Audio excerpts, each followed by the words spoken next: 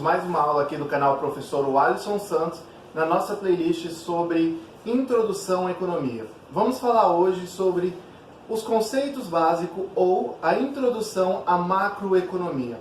Macroeconomia, ela diferencia-se da microeconomia pela forma como ela estuda a economia. Vamos pensar da seguinte forma.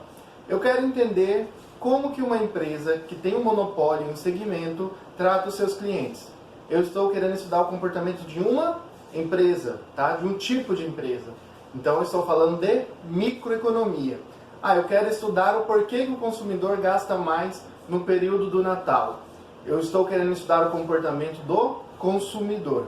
Tá? Quando eu quero estudar o consumidor ou estudar uma empresa, eu estou falando de um tipo de empresa, eu estou falando de microeconomia. Macroeconomia é quando você quer estudar os agentes econômicos de forma agregada. Por exemplo, você quer estudar por que que o PIB do Brasil em 2018 teve um crescimento baixo. Tá? Foi em torno de 1,5%, 1,4%, alguma coisa assim em 2018. Tá? Quando você fala que quer estudar o PIB, que é o produto interno bruto, você está falando do quê? De macroeconomia. Tá? E o que a macroeconomia estuda então? Estuda os agentes econômicos de forma agregada. E a microeconomia estuda os agentes econômicos de forma individual. Tá? Por isso que se chama microeconomia. Ela estuda, tá, por partes, como se fosse a biologia estudando uma célula. Tá? E a macroeconomia é como se fosse estudando o corpo do ser humano completo. Outra analogia que podemos fazer aqui, outra comparação com a biologia, é o seguinte. Imagina que a economia seja uma floresta. Se você for estudar as árvores, tem duas formas de você estudar essa floresta. Primeiro você vai lá, estuda uma árvore, analisa a raiz dessa árvore, o caule, as folhas, o tronco, tudo. Tá? Eu não sou biólogo, então não vou aprofundar muito aqui, mas você está estudando a árvore, tá bom? Então, é microeconomia. Você foi lá, desceu, estudou árvore por árvore. E a macroeconomia? Você, como biólogo, está lá em cima, num helicóptero, olhando como que a floresta está naquele momento. Se está tendo desmatamento, não tem, como que está a cor do rio, parece poluído, não parece? Então, macroeconomia, você estudando a floresta como se estivesse num helicóptero, lá de cima. E a micro, você estuda cada árvore de forma individual. Beleza? Acho que ficou tranquilo, né? Ficou alguma dúvida, coloca no comentário, tá? Não se esqueça disso. Bom, quais são os objetivos da macroeconomia? O que ela estuda e o que são esses objetos de estudo? Primeiro, renda das famílias. As rendas das famílias, da maior parte da população de um país, ela vem como renda do trabalho. Embora algumas famílias elas vão obter rendas de investimentos financeiros, tá bom? Ou até mesmo de lucro das empresas, tá? As empresas lucram, parte do lucro é distribuído para os seus proprietários. Mas a maior parte das pessoas em um país tem a sua renda representada pelo trabalho.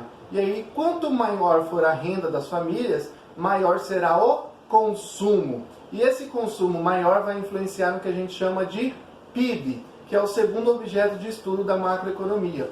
O PIB, ou Produto Interno Bruto, é tudo o que é produzido dentro do país em um determinado momento. Por exemplo, você pega o ano de 2018, o IBGE vai lá pegar o que as empresas relataram que elas venderam, soma tudo que as empresas venderam, tanto em produto quanto em serviço, e aí você tem o que? O PIB, que é a soma de todos os produtos e serviços produzidos em um determinado período do tempo. Tá? Pode ser um ano, um trimestre, um mês, tá bom? Mas geralmente no Brasil é medido por trimestre e por ano, no caso do país, e nos estados e municípios é medido por ano somente, tá?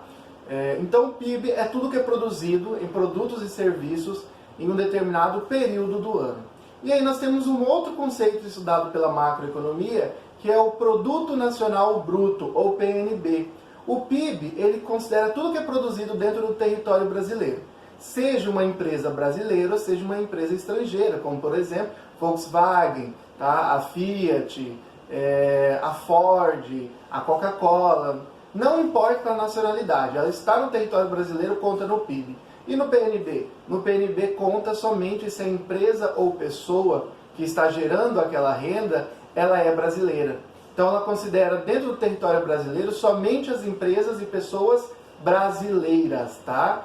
Então só conta as empresas brasileiras, as pessoas brasileiras. Mas aí tem uma outra questão aqui do PNB, tá? O PNB ele considera todas as rendas, tá, em forma de salário ou os lucros que são gerados fora do Brasil, mas por empresas ou pessoas brasileiras. Imagina que um brasileiro foi trabalhar nos Estados Unidos e ele ganha 20 mil dólares por mês. Um salário ótimo, hein? Ganha 20 mil dólares por mês. Conta para o PNB? Conta. Você tem a Odebrecht fazendo uma obra no Paraguai ou no Peru. Conta para o PNB do Brasil? Conta, tá? E a produção da Coca-Cola dentro do Brasil? Não conta, tá? Então só conta no PNB rendas geradas ou lucros gerados por pessoas ou empresas brasileiras, tá? Há uma diferença aí entre o PIB, tá, e o PNB, ambos são estudados pela macroeconomia. Outro objeto de estudo da macroeconomia, tá, é o PIB per capita. O que é o PIB per capita? Ele pega o PIB do país, tá, e divide pela quantidade da população. Você vai saber a riqueza média que um país tem, considerando o tamanho da sua população. Para que serve o PIB per capita? Imagina o seguinte, você tem um país que tem um PIB de 4 trilhões. E nesse país de 4 trilhões de dólares, você tem lá 300 milhões de pessoas, ok? E você tem um país que tem um PIB bem menor, um PIB de 1 trilhão de dólares, tá? Só que esse país tem uma população de 3 milhões de pessoas. Esse país que tem 3 milhões de pessoas com um PIB de 1 trilhão, ele vai ter uma riqueza por pessoa muito maior do que aquele país que tem 4 trilhões de PIB, mas tem 300 milhões de pessoas. Tá? Esse país que tem 1 trilhão de PIB e somente 3 milhões de pessoas é um país mais rico se você considerar a riqueza dividido pela população. Tá bom? Outro tema estudado pela macroeconomia é a inflação e a deflação. O que é a inflação? O aumento generalizado dos preços na economia. Sabe, você vai no supermercado e você olha, laranja está mais cara, alface está mais caro, tomate está mais caro. Você vai no posto, combustível está mais caro, você vai pagar a escola do seu filho, subiu o preço, vai pagar o plano de saúde, aumentou o preço. Ou seja, quando há um aumento generalizado dos preços, nós temos a inflação. E quando os preços diminuem de uma forma geral, aí nós temos a deflação. Tá? Ela é mais rara na economia. Na economia é muito mais comum acontecer a inflação.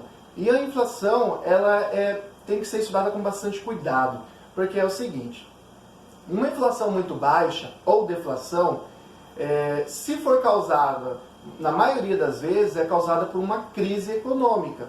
Imagina que os preços estão diminuindo, isso é uma deflação, ou está aumentando, só que 1%, 0,5%, uma inflação baixa. Tanto nesse caso de deflação quanto inflação, você tem que analisar as causas. Podem ter duas causas. Primeiro, diminuição dos custos das empresas. Imagina que no Brasil começaram a investir em energia eólica e isso barateou em 50% a energia para as empresas. Isso vai resultar em diminuição dos preços de todos os produtos na economia. Então essa causa é uma causa boa, positiva para a deflação ou inflação baixa. Mas na maioria das vezes, quando ocorre deflação ou inflação baixa, nós estamos falando de uma crise econômica. Porque na crise econômica as empresas vendem menos. Acompanha comigo aqui o raciocínio. As empresas vão vender menos numa crise, elas não estão conseguindo vender. Se elas não vendem, o que elas fazem? Promoção.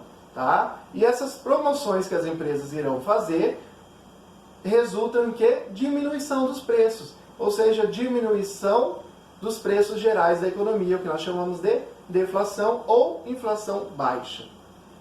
Por outro lado, quando essa inflação é muito alta, ela atrapalha o planejamento empresarial e também concentra a renda. Por quê? Quem tem empresas ou quem tem mais poder de barganha na empresa onde trabalha, pessoas em cargos mais altos, elas conseguem negociar um aumento de salário ou aumentar o preço do seu produto na sua empresa mensalmente, ou até semanalmente, ou até diariamente. O trabalhador, a maioria dos trabalhadores, nós recebemos um reajuste apenas anualmente. Quando reajusta o salário mínimo, reajusta o salário da maioria dos trabalhadores. Então, se a inflação ela é muito alta, imagina aí uma inflação de 10, 20, 30, 50% ao ano, tá? Nós estamos falando aí de uma inflação de 3, 4% ao mês, tá? Então é muito alta, significa que a cada mês o consumidor está consumindo 3% a menos, 4% a menos. É isso que significa a inflação. Imagina um carrinho, que você encheu esse carrinho com 100 caixas de leite. Você gastou todo o seu salário com caixa de leite. A inflação aumentou em 5%. Agora você não compra mais 100 caixas de leite, você compra 95. Aí no outro ano a inflação aumentou mais 10%. Agora você não vai consumir mais 95 caixas de leite, serão menos. Tá? Serão menos caixas de leite consumidas agora. Então, quanto mais inflação, menor é o poder de consumo das famílias brasileiras, das pessoas brasileiras. Tá? Um outro item estudado pela macroeconomia é o desemprego. O desemprego na economia capitalista, ele sempre existe, tá, galera? Posso afirmar para vocês, baseado nos dados, que todos os países do mundo hoje possuem desempregos. Embora alguns países possuam um desemprego de 1,5%, 2%, 3%, tá? Que é muito baixo. Mas todos possuem desemprego. O desemprego ele é normal na economia capitalista. Ele sempre existe. Mas como a inflação, ele tem que ser controlado. A inflação benéfica, ela não é ali entre 3% e 5%. O desemprego é mais ou menos isso também, tá? É a mesma percentagem. Se você já falando de 5%, já é um desemprego baixo. 3%, nossa, é o paraíso em relação à questão da empregabilidade. Tá? Então, 5% podemos considerar que é um desemprego baixo. No Brasil, hoje, nós estamos com desemprego entre 12% e 13%. Varia aí de trimestre para trimestre, mas está em torno disso, em torno de 12% a 13%. Outro tema estudado pela macroeconomia é a taxa de juros. Tá? Juros é o valor cobrado pelo dinheiro. Tá bom? O que é o cartão de crédito? Você passou o cartão de crédito, tá? E comprou lá no supermercado R$500 de compra. Você está usando o dinheiro que não é seu, você está usando um dinheiro que é do banco, tá? E você vai pagar o quê? Juros por esse valor. Geralmente no cartão de crédito os juros é baixo se você pagar em dia, correto? Mas se você não pagar em dia, o que acontece?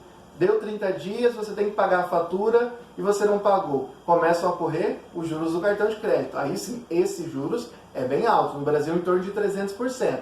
Então você vai estar pagando juros. Você está pagando porque você usou um dinheiro que não é seu e você passou do prazo, tá, que era estipulado para você pagar a fatura do seu cartão de crédito. Então os juros é a remuneração para quando você pega dinheiro emprestado.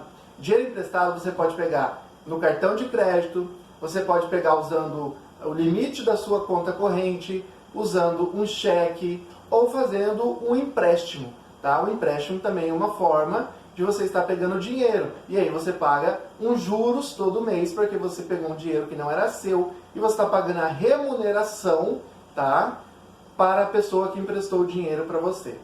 Por último, para encerrarmos aqui, temos a balança de pagamentos, tá? Balança de pagamentos é como se fosse a contabilidade do comércio exterior do Brasil, tá bom? Existe uma diferença entre comércio exterior e comércio internacional, tá? Comércio internacional, eu estou falando do comércio de todos os países do mundo, das importações e exportações de todos os países do mundo. Aí é comércio internacional. Quando eu estou me referindo a um país específico ou a alguns países, eu falo comércio exterior.